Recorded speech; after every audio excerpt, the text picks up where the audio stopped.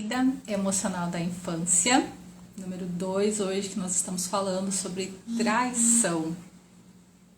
Que delícia! É esse momento que você vai pensar assim, será que eu escuto isso, continuo? Ou se eu saio correndo desse negócio e não fico participando disso aqui, né? Mas vamos lá, se você tiver com coragem pra gente falar sobre esse assunto. Então ontem saiu sobre injustiça, com a máscara, né, o comportamento da rigidez, e hoje então a gente vai falar sobre traição.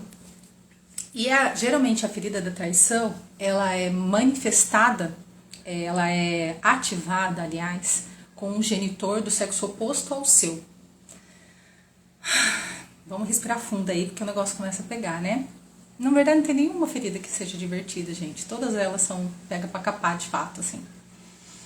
Mas tá, então ela é ativada pelo genitor do sexo oposto ao seu, e ela vai sendo nutrida por todas as outras pessoas do mesmo gênero, então, oposto ao seu. E tem uns gatilhos que são muito clássicos, na verdade. E eu acho que o mais clássico que eu posso trazer para vocês de exemplo é... A traição, ela vem, na verdade, de um vínculo que a gente cria, que às vezes, infelizmente, está só na nossa cabeça, o vínculo só existe pra gente, pra outra pessoa não existe, mas é uma realidade. E quando essa confiança que vem através desse vínculo, ela é quebrada. Então, na infância, os pais, especialmente, são tudo para aquela criança. Ela não sabe fazer nada, literalmente nada sozinha, né? Então, os vínculos são muito significativos e muito fortes. E a criança vai criando todo esse processo de conexão também com os pais. E os pais também, lógico.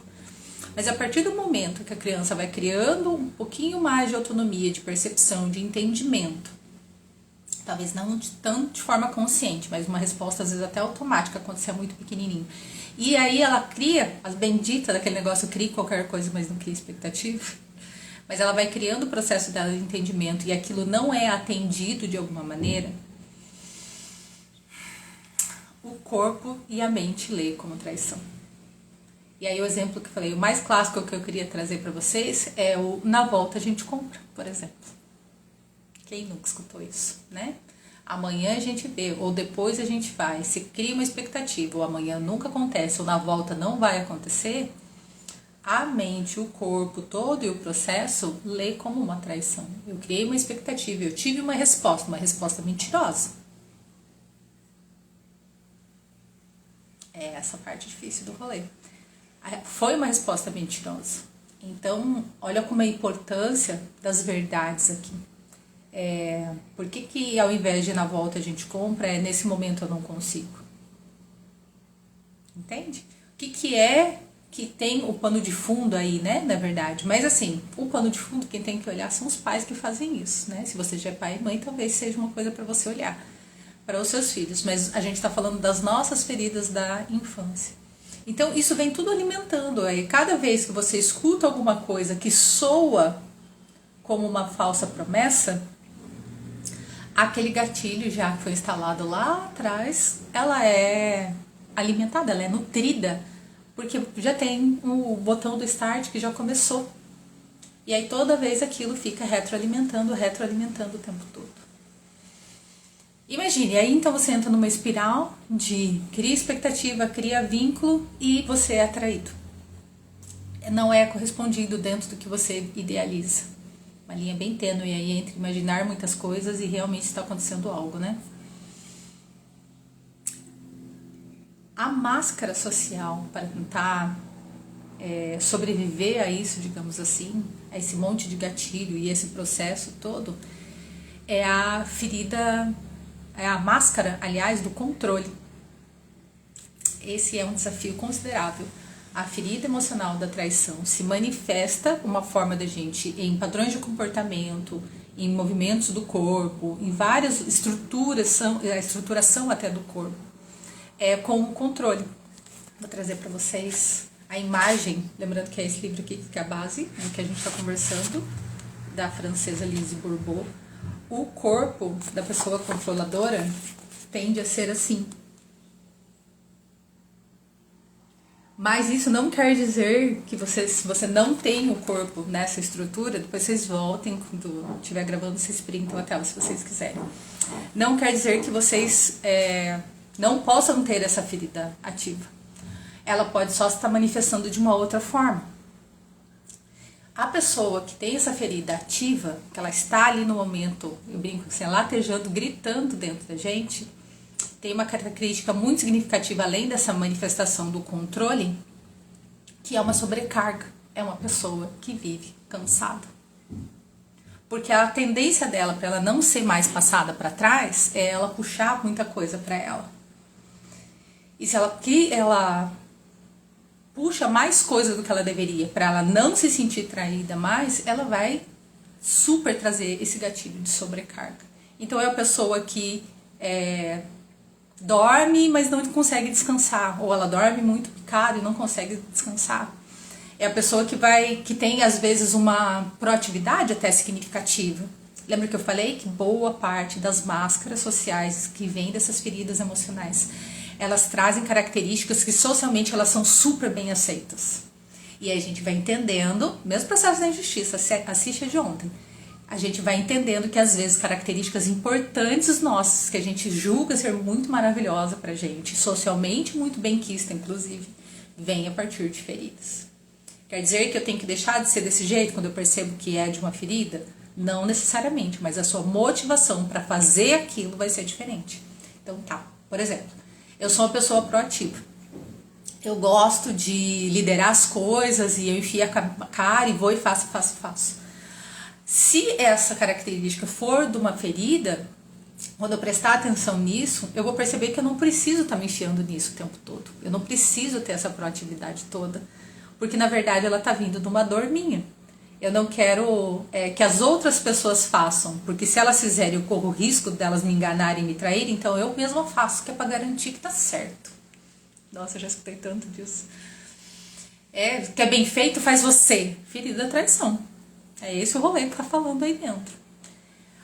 Ao contrário, que se for uma característica sua de fato e não vinda de uma ferida emocional lá da sua infância, você vai fazer porque você sabe que é responsabilidade sua. Você vai fazer alguma coisa, vai tomar a liderança porque você sabe que são características suas. Que às vezes as pessoas que estão ali naquele grupo, naquele momento, naquele movimento, não tem tantas essas características. E não é uma coisa de soberba, só eu sei fazer. É entender que você tem a característica adequada para aquilo. É entender, por exemplo, que se precisa fazer uma força, você é a pessoa mais velha ou a maior do grupo, ou que, sei lá, que treina, que tem força de fato, é você que vai fazer.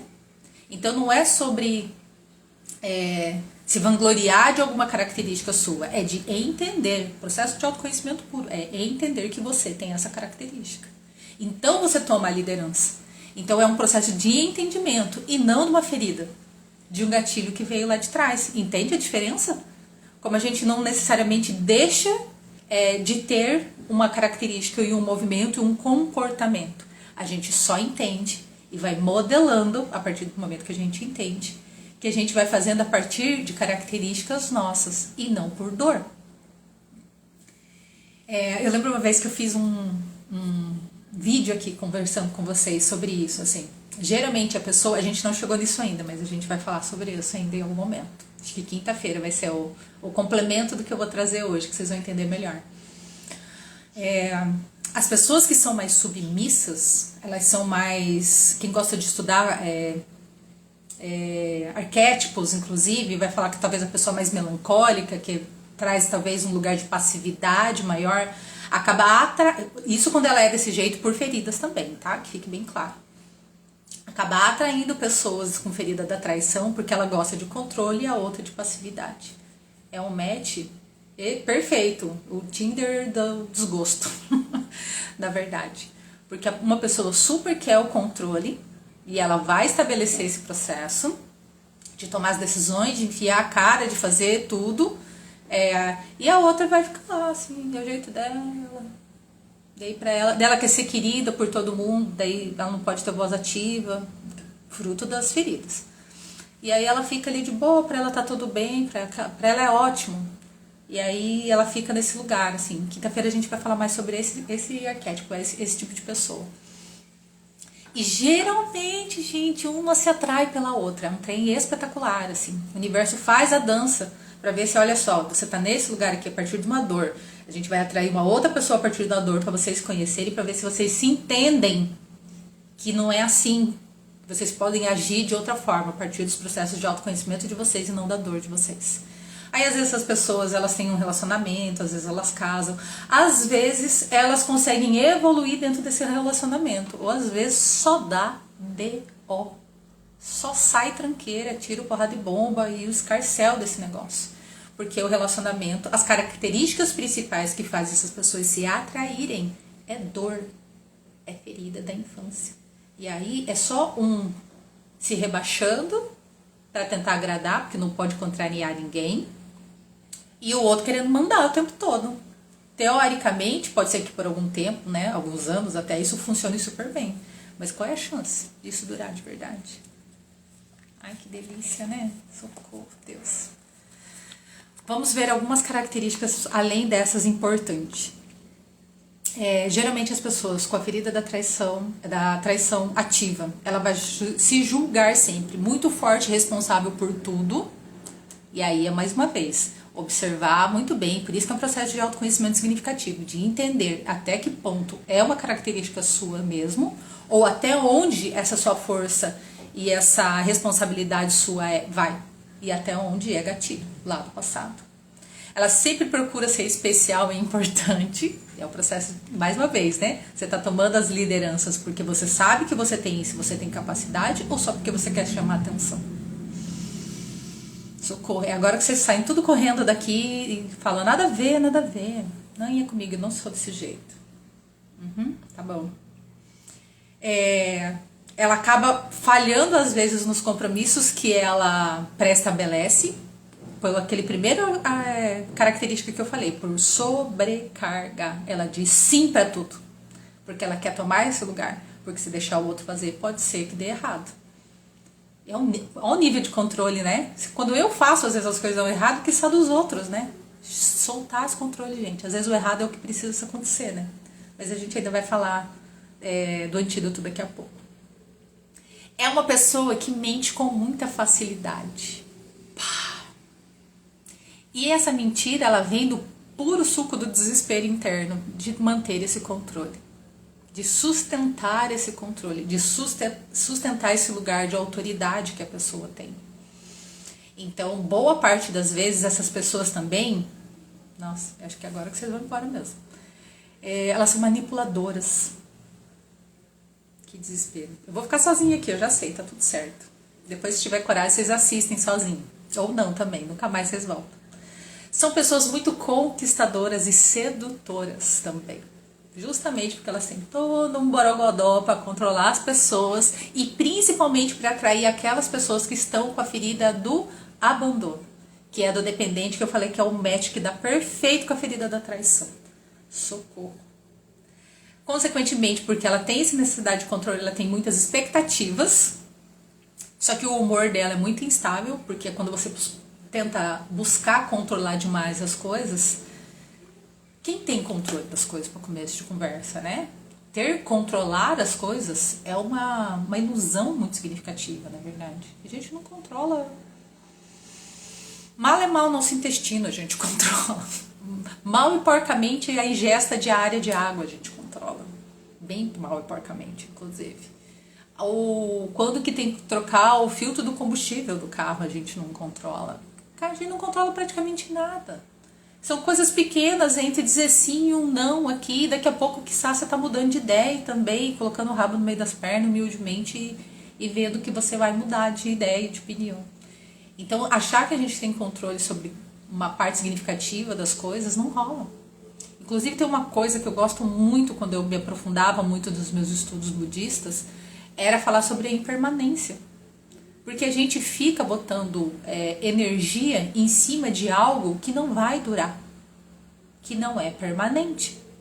E a gente cria expectativa, a gente cria controle, a gente cria um balaio de coisa que a nossa mente super acha que vai rolar, em algo que não é para sempre. Faz um exercício aí, onde vocês estão agora. Olhem em volta de vocês. E tentem perceber o que tá ali em volta de vocês, que sempre existiu e que quando vocês morrerem vai estar aí também. O que tem aí? Tem alguma coisa? Escreve aí pra mim, quero saber se tem alguma coisa. Olhem aí ao redor de vocês. Eu tô vendo janela, tô vendo cortina, tô vendo uma planta, tô vendo uma escada, tô vendo um muro, eu tô vendo uma bolsa. Mais plantas, porque é o que mais tem na minha casa. Tudo isso que eu tô vendo agora um dia não existiu e daqui a um tempo também não vai existir. Tem umas coisas que vão durar bem menos, inclusive, do que eu imaginava, do que eu gostaria. Porque não tem controle, porque essas coisas não são permanentes. E a gente quer controlar aquilo. Então eu quero cuidar dessa planta porque eu quero que ela dure muito, mas às vezes o tempo dela é esse. Eu posso cuidar dela de uma forma maravilhosa, super dedo verde, inclusive. Ela não vai durar para sempre, mas eu quero controlar, porque eu quero que a planta dure horrores.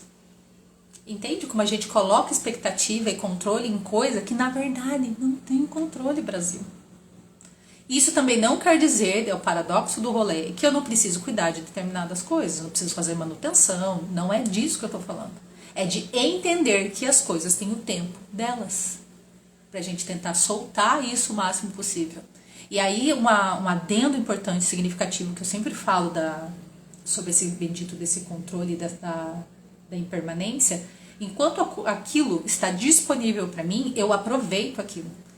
Eu desfruto daquilo pelo tempo que ele tiver disponível para mim, seja lá o que for, seja um relacionamento, seja um ambiente, seja um emprego, seja uma roupa, o que for, aquilo não durou, não vai durar para sempre. Então eu aproveito aquilo e eu desfruto. E quando aquilo acabar, aquilo não tiver mais à minha disposição, eu tenho gratidão porque eu vivenciei aquilo. Ah, Aline, é difícil, né? Eu nem falei dos filhos ainda. Vocês também sabem, né? Que os filhos também, um dia eles não existirem, um dia eles também vão. Ai, que difícil, respira fundo aí. Mas a gente também não tem controle, a gente não tem sobre a nossa vida, quiçá pela do outro. Então, quando as coisas acabam, a gente precisa ter gratidão por ter desfrutado. Por isso que a presença é importante, da gente aproveitar enquanto aquilo está à minha disposição. E não enquanto eu tô ali, tá lá, viajando na maionese. Depois que falta, fica, ai meu Deus, era tão bom quando a pessoa estava aqui, era tão bom quando eu tinha não sei o que lá na minha casa, era tão bom quando eu tinha aquele emprego, era tão bom que não sei o que, não sei o que. Mas você aproveitou enquanto estava à sua disposição.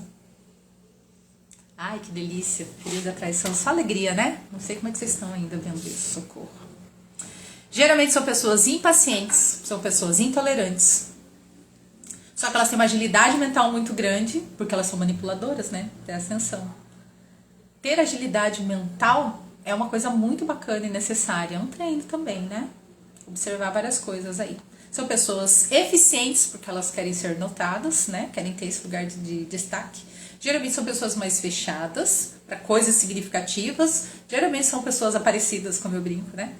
Mas para coisas muito pontuais. Para boa parte das coisas, elas são bem quietas na delas e começou a cavar um pouco, ela dissocia e vai embora. São pessoas que dissociam com muita facilidade também. Não gosta de mostrar vulnerabilidade, porque daí vai entrar a rechação, né? Ela não gosta daquilo, então geralmente tem um BO aqui. Ela tem um medo absurdo, obviamente, de ser traído, e são pessoas geralmente céticas, elas não acreditam em qualquer coisa, porque justamente elas têm essa coisa do controle de uma forma muito significativa. Yes! Só alegria desse negócio, né? E pra mim, pra gente fazer um fechamento disso, então, a segunda ferida que a gente tá vendo hoje, na terça-feira, é a ferida da traição. A máscara social, o jeito que a gente manifesta essa ferida da traição é com controle. E pra mim, eu vou falar e vou explicar. Calma aí, respira fundo. O antídoto pra mim da ferida da traição é a fé. E vou explicar pra vocês, calma aí. Eu já até fiz uma introdução antes trazendo essa questão do budismo pra vocês. Se as coisas não têm, se elas têm o tempo delas, da forma que elas, não necessariamente do controle das pessoas, mas as coisas acontecem pelo tempo que elas têm que acontecer. Então, quantas vezes, por exemplo, vocês passaram por situações que foram bem delicadas na vida de vocês, mas depois de algum tempo que aquilo aconteceu, você pensa assim, Nossa, eu chorei tanto por isso, mas não é que foi bom? Porque depois disso, ó, veio isso. Já aconteceu isso com vocês? Vocês perderam um emprego, por exemplo. Precisaram mudar de cidade. Aconteceu, recebeu um diagnóstico. Precisou se afastar de alguma coisa. E aí no momento que acontece o movimento de forma abrupta, digamos assim, a gente sempre sofre. É um trem maluco. Essa necessidade do controle, né? Não sou eu que tomo a decisão, porque esse controle é muito fake news total. Além do nada, o controle também é fake news. Então, às vezes acontece, quando acontece, na verdade, por ser uma coisa meio brusca, rápida, inesperada de alguma forma, a gente fica muito chocada, a gente sofre, a gente tem um treco e pragueja e tem todo esse rolo esquisito que pode acontecer, mas que às vezes passado algum tempo você fala assim, nossa, foi bacana, porque a gente não tem controle sobre de fato as coisas. Então eu acredito pelo menos que eu preciso estabelecer, quando eu me percebo caindo nessa ferida da traição com essa máscara do controle, de entregar de fato para esse processo do movimento divino, do que acontece aqui ao meu redor, que não sou eu que controlo. Eu não sei quanto tempo que essas plantas vão estar aqui, eu estou aproveitando elas, que elas são muito fofinhas, os meus relacionamentos, os lugares onde eu frequento, as pessoas. E eu acredito que esses lugares, essas pessoas, esses movimentos, eles vão estar aqui pelo tempo que eles precisam estar. Porque eu preciso contribuir com alguma coisa e elas precisam contribuir com alguma coisa para mim. Eu não tenho controle sobre isso. Isso vai acontecer pelo tempo que tiver que acontecer. E não existe achar que você que vai pré-estabelecer isso. Entende? Por isso que para mim o antídoto da traição é a fé. É de soltar esse controle de fato, deixar o fluxo divino acontecer. Eu entendo, pelo menos, que a sabedoria divina é muito mais inteligente do que eu. Eu mal e mal eu lembro quanto que 2 mais 2, gente. Tô aqui ralando todo dia, tô partilhando o livro que bugou minha cabeça com vocês há mais de um ano aqui, do jeito que eu consigo, com o vocabulário que eu dou conta de trocar ideia com vocês, o que eu consigo acessar, trazendo ferramentas que eu já experimentei, mas estou aqui todos os dias nesse mesmo movimento. Todos os dias nesse processo de tentar sobreviver e de fazer camadas de cura, de bugando a cada insight que chega, de ficar chocada com alguns movimentos. E é esse o processo. E de seguir esse fluxo, na verdade. Então, quero deixar claro que também essa fé não é uma coisa de ficar sentada e falando, então tá bom, Deus vai prover tudo para mim e eu vou ficar aqui. Não é um lugar passivo. É de entender que às vezes algumas portas estão fechadas ou elas estão se fechando para você, porque é isso que precisa acontecer. E de você também estabelecer seu vínculo com o divino do jeito que fizer sentido para você, frequentando lugares ou não, fazendo seus exercícios, suas práticas mentais, ajoelhando ou não, não sei, é você que tem que estabelecer isso. Buscando novas formas, às vezes você recebeu de um jeito, mas depois da vida adulta você vai descobrindo outras formas de estabelecer vínculo com o divino, com você, com o sagrado. E é você que precisa estabelecer isso. E é aí que vem essa fé e essa confiança, entende? A partir das tuas práticas. Cara, eles conversam com a gente o tempo todo. A gente recebe sinais. Por isso, inclusive, que eu brinco que o do nada é fake news. Porque essa conexão está acontecendo o tempo todo. Será que você consegue perceber ela? Ou você quer ficar só na cabeça, só no mental e tentando controlar tudo? E os do nada vão acontecendo e você vai ignorando eles. Nada a ver isso aqui, hein? E aí você fica ainda presa nesse lugar interno. Será que você consegue receber os sinais, perceber eles, perceber as sincronicidades, entender um pouquinho mais sobre ela, ter essa conversa íntima com o sagrado que você, como você entende que ele é, na verdade, aprimorando seus processos, aprimorando seus movimentos internos. Entende? É nesse quesito da fé que eu estou dizendo. E eu ainda tenho mais uma coisa, um adendo ainda para falar que eu acho que é importante, para finalizar.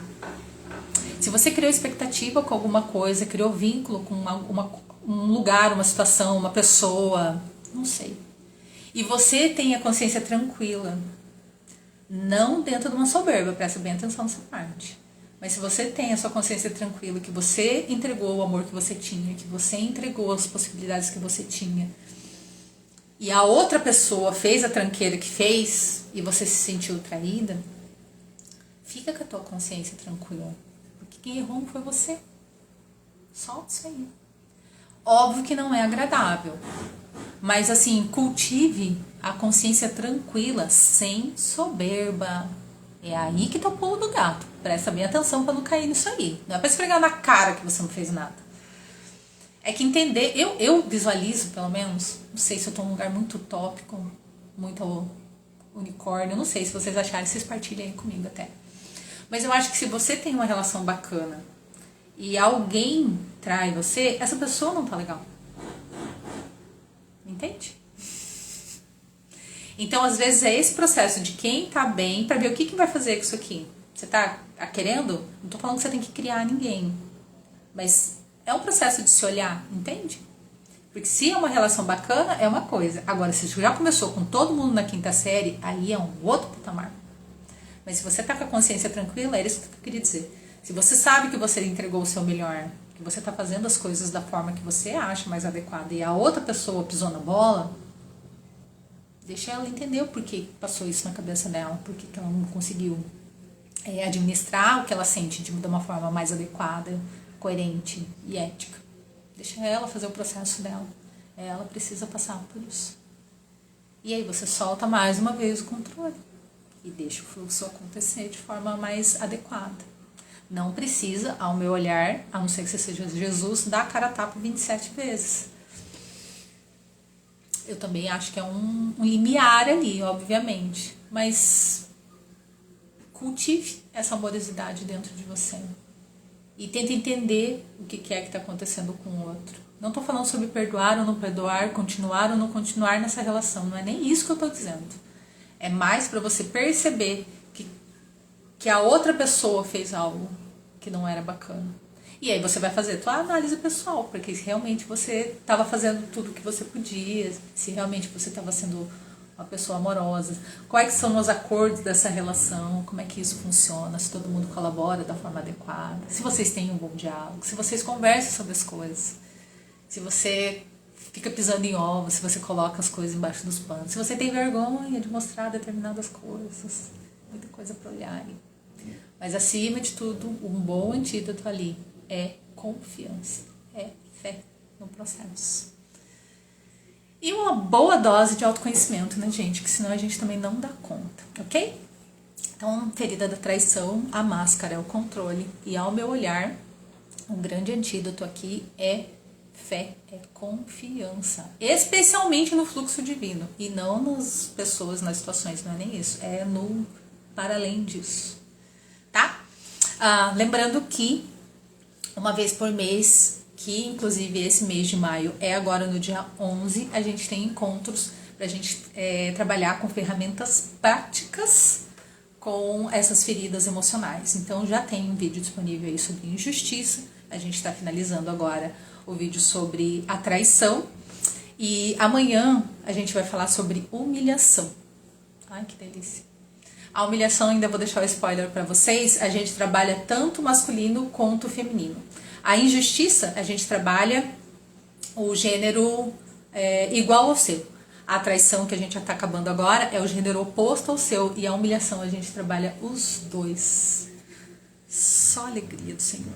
Espero vocês amanhã, então, meio-dia, pra gente falar sobre a ferida emocional da infância, da humilhação, ok? Combinado? E no dia 11, às 9 horas da manhã, lá na Avenida Pedro Basso, a gente tem atividade presencial pra gente trazer ferramentas específicas para trabalhar com essas feridas emocionais e avançar em mais uma camada de cura da tua criança interior, ok? Espero vocês!